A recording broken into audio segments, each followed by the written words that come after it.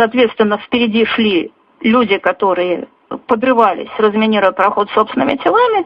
Их оказалось около 40 человек. Среди них действительно был Басаев, потому что Басаев принимал это решение, и как чеченский командир, принявший это решение, он и шел среди тех, кто это решение принял, и среди тех, кто жертвовал, соответственно, собой.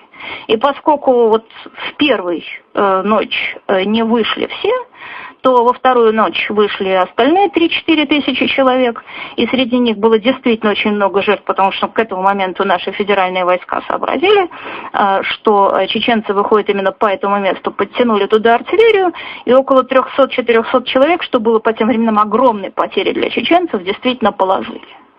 Назовите мне примеры подобных героев со стороны русских.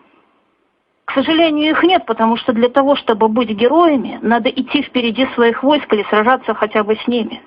Когда российский генерал, не приближаясь к передовой, пьет, когда российскому генералу танк посылают за водкой, единственный, а наступление пехоты поддерживает БМП, которые расстреливают, да, а танк послали за водкой, тогда в этой ситуации не может быть героев, потому что герой – это либо тот человек, который впереди своих войск, героем не может быть тот человек, который не наступает вместе со своими войсками, и не могут быть те солдаты, которые превращены в пушечное мясо.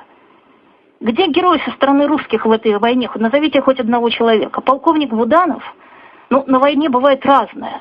На войне там бывают герои, которые убивали, которые насиловали, но нету ни одного примера там в истории человечества, чтобы героем в народном сознании или хотя бы там в общественном сознании стал человек, который отличился исключительно тем, что он изнасиловал и убил девушку, и больше никаких подвигов за ним не водится.